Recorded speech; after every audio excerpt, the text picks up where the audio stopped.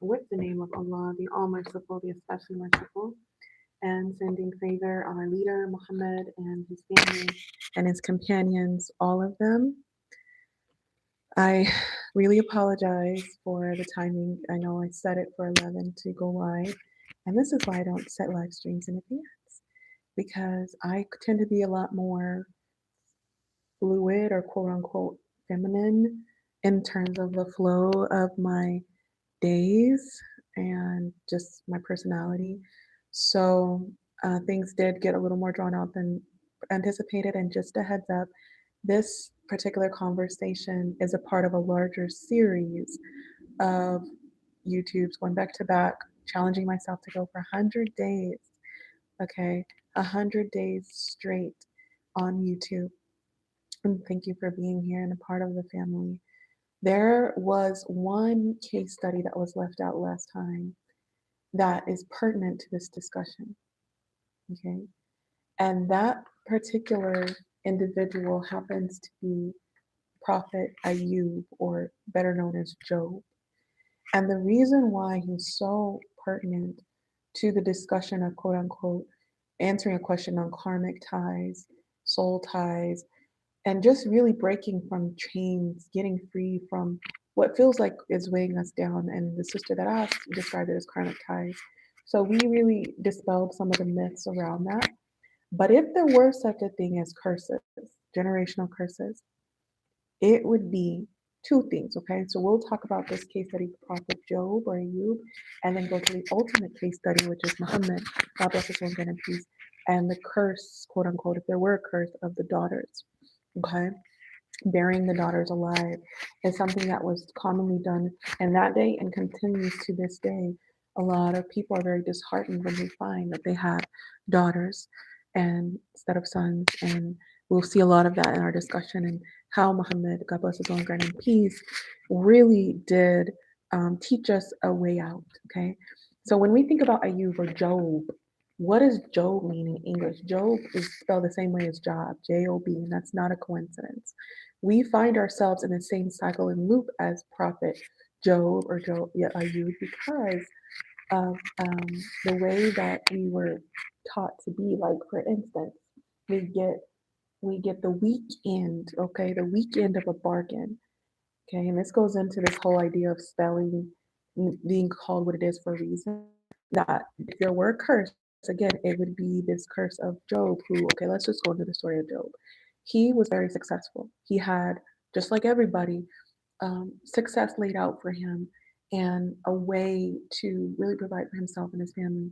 And the shaitan or the devil saw this and he said, oh, if he didn't have all his provision, I bet you he wouldn't still have faith.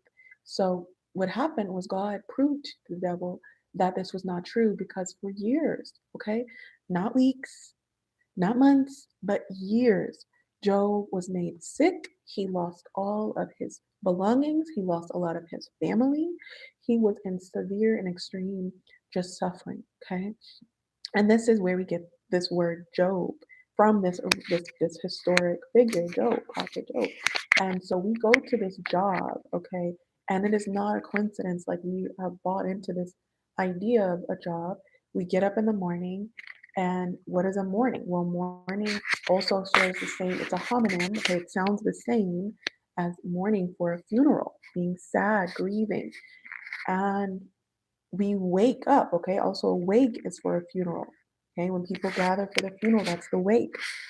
And my grandma used to always say, hell is low, like connecting hello with this English, this deeper meaning of us constantly being in this kind of, what is it, in hell, the bar being in hell, basically, for most people when it comes to our jobs and our lives.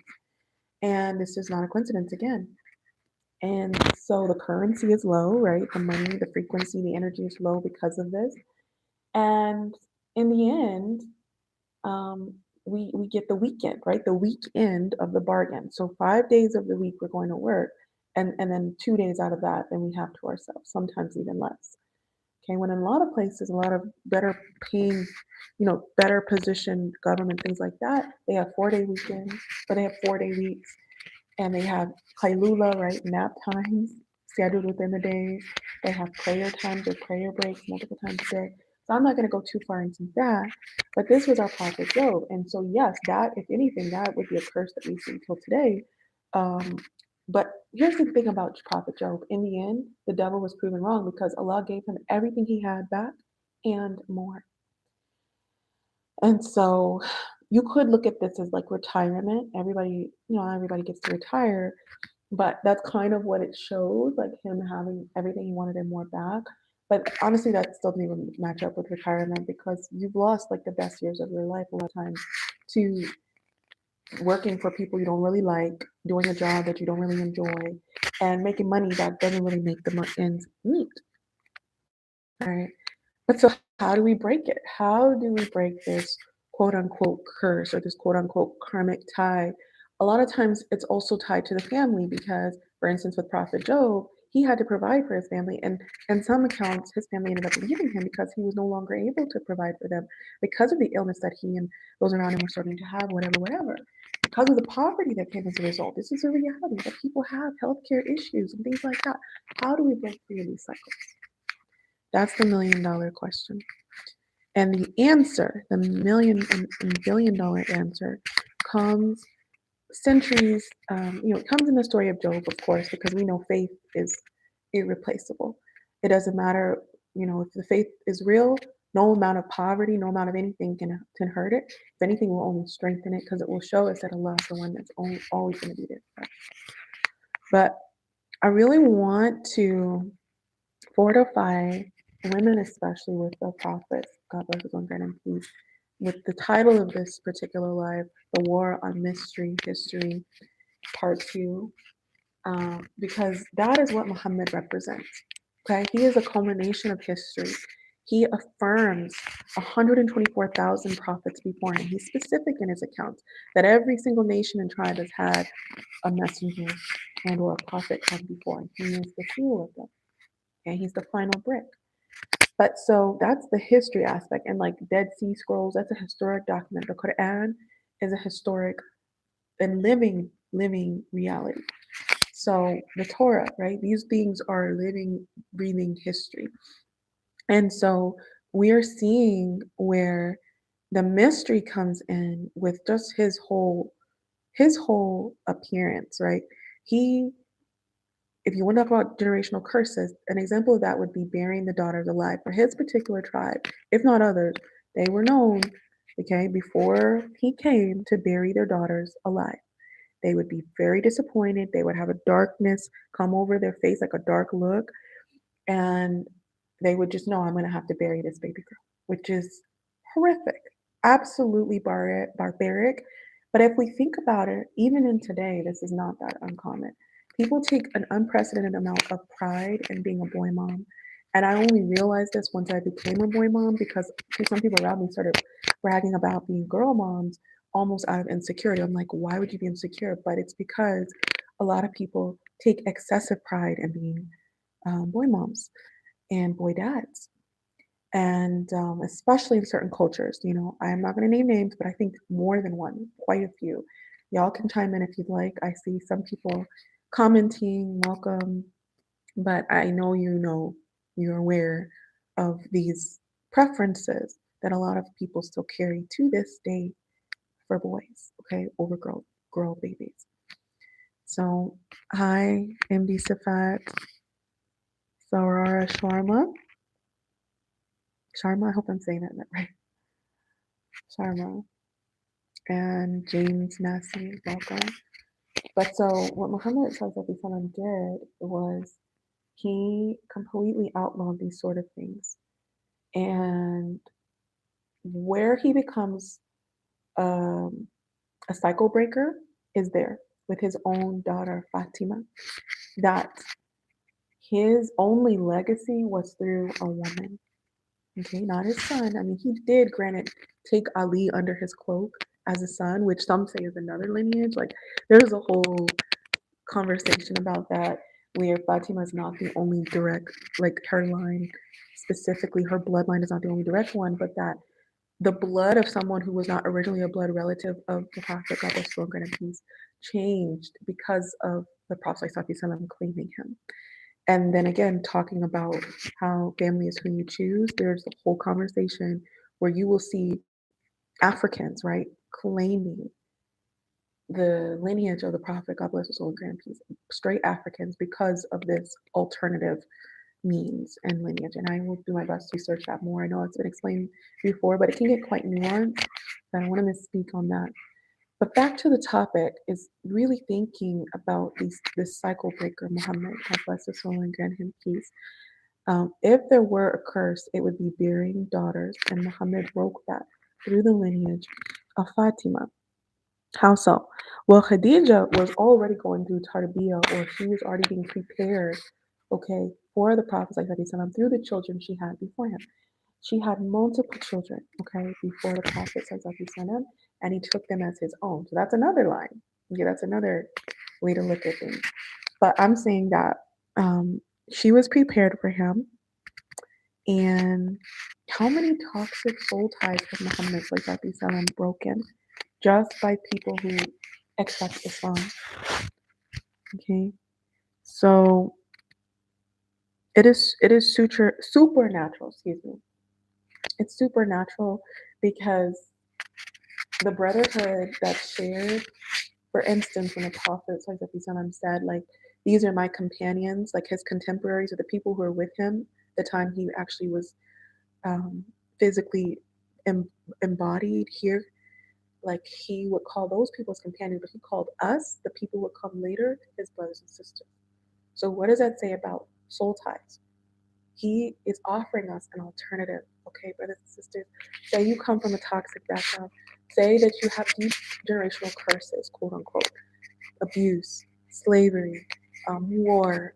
Let's say that you have like oppression that has been outwardly happening, that happens even in inward oppression of the family members, alcoholism, things like that. Well, you don't have to just claim those family members. You have a whole community, okay? An ummah comes from the same root as another. And you have an ummah, a community, okay, of Muhammad that you can claim and that claims you as a chosen family, going back to the Muhammad says that he's on direct. He claimed us as his brothers and his sisters, not the friends that were around him, those were his companions. He claimed us as his brothers and sisters, his family. So you talk about breaking curses, okay, we're going to go with that word. Talk about breaking it. We see where we have an opportunity and a way out just by connecting with those who connect with the prophet, the last prophet. Kufr is one system, disbelief is one system. And so automatically unplug from that corrupt system of Job, right? That's named after Job, suffering, Job. We disconnect from understanding. Like this is legalese, but like you are subjected to this system. You're actually unplugging from that, and you define and you reclaim your identity. You don't let the system define you. You reclaim your identity as a follower of the one who broke multiple generational curses. The daughters being very alive is being one. But with Khadija, something came to me with Khadija. Okay, you want to talk practically how to break soul ties from oppressive systems above all, right? Because you talk about breaking family soul ties, but what about the systems that create that toxicity? A lot of times the abuse, the war, all of these things, the trauma, like, okay, so the lowercase t traumas come from capital T traumas that come from systems like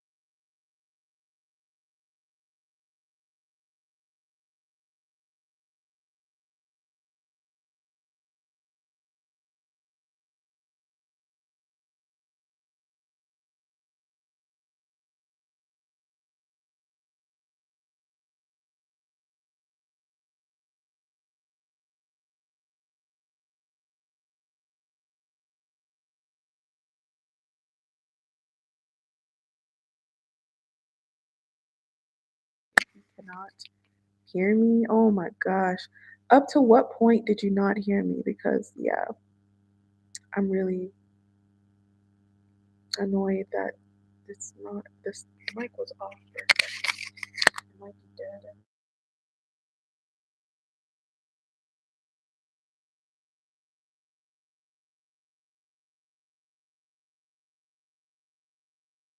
Just, yeah, it's going dead.